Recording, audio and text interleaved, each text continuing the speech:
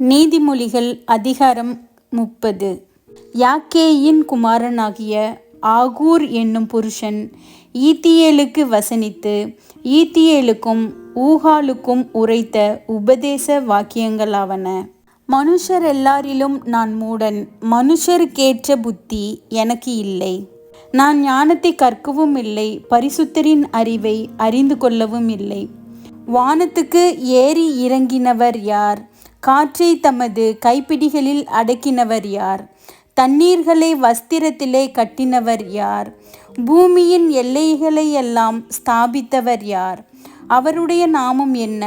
அவர் குமாரனுடைய நாமம் என்ன? அதை அறிவாயோ? தேவனுடைய வசனமெல்லாம் புடமிடப்பட்டவைகள்.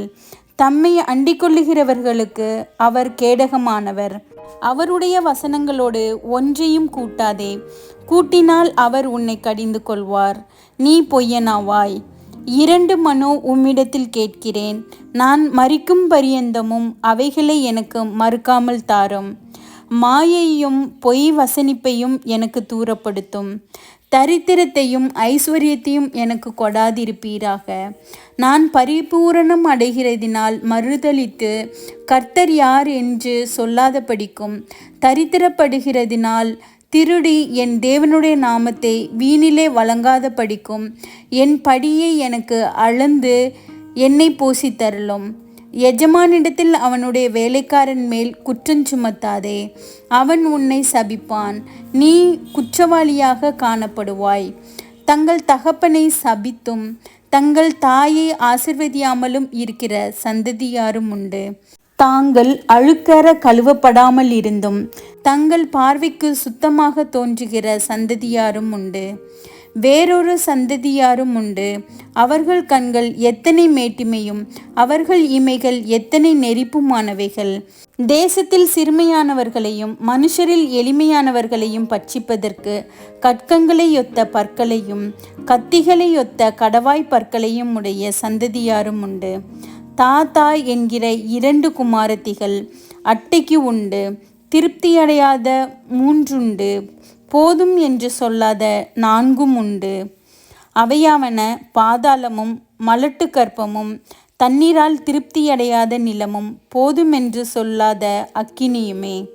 தகப்பனை பரியாசம் பண்ணி தாயின் கட்டளையை அசட்டை பண்ணுகிற கண்ணை நீதியின் காகங்கள் பிடுங்கும், கழுகின் குஞ்சுகள் தின்னும். எனக்கு மிகவும் ஆச்சரியமானவைகள் 3 உண்டு. என் புத்தி கெட்டாதவைகள் 4 உண்டு. அவையாவன ஆகாயத்தில் கழுகினுடைய வழியும், கன்மலையின் மேல் பாம்பினுடைய வழியும், நடுக்கடலில் கப்பலினுடைய வழியும், ஒரு கன்னிகையை நாடிய மனுஷனுடைய வழியுமே. அப்படியே விபச்சார ஸ்திரீயினுடைய வழியும் இருக்கிறது. அவள் தின்று தன் வாயை துடைத்து, நான் ஒரு பாவமும் செய்யவில்லை என்பாள். 3 நிமித்தம் பூமி சஞ்சலப்படுகிறது, 4ஐயும் அது தாங்க மாட்டாது. அரசாளுகிற அடிமையின் நிமித்தமும் போஜனத்தால் திருப்தியான மூடனின் நிமித்தமும் பகைக்கப்படத்தக்கவளாயிருந்தும் புருஷனுக்கு வாழ்க்கைப்பட்ட ஸ்திரீயின் நிமித்தமும் தன் நாச்சியாருக்கு பதிலாக இல்லாளாகும் அடிமை பெண்ணின் நிமித்தமுமே. பூமியில் சிறியவைகளாயிருந்தும் மகா ஞானமுள்ளவைகள் 4 உண்டு.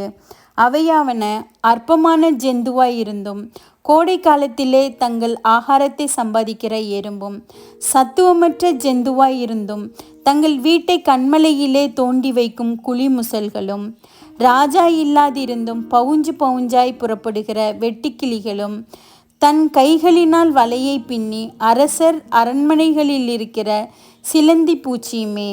வினோதமாய் அடி வைத்து நடக்கிறவைகள் 3 உண்டு. வினோத நடையுள்ளவைகள் 4 உண்டு. அவையாவன மிருகங்களில் சௌரியமானதும் ஒன்றுக்கும் பின்னிடையாததுமாகிய சிங்கமும், போர்க்குதிரையும், வெள்ளாட்டுக்கடாவும், ஒருவரும் எதிர்க்கக்கூடாத ராஜாவுமே.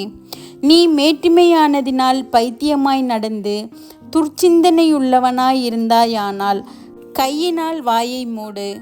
பாலை கடைதல் வெண்ணெயை பிறப்பிக்கும், மூக்கை பிசைதல் இரத்தத்தை பிறப்பிக்கும். அப்படியே கோபத்தை கிண்டிவிடுதல் சண்டையை பிறப்பிக்கும்.